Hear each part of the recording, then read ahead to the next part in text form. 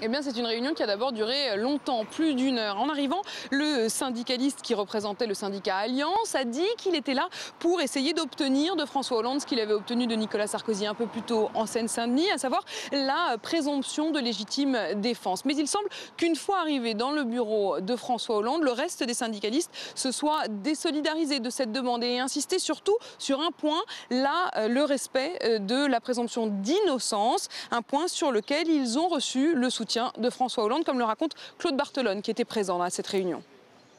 François Hollande a soutenu leur idée de dire voilà, il faut qu'il puisse y avoir cette présomption d'innocence qui soit accordée aux policiers. Et c'était une demande de la grande majorité des participants pour que le policier mis en examen, ce qui ne veut pas dire mis en accusation, puisse garder son salaire et ses primes lorsqu'il se retrouve dans une situation où, comme celle du policier de Noisy-le-Sec, ou dans une position administrative à l'identique, comme ce qui a pu être connu dans le passé par d'autres policiers.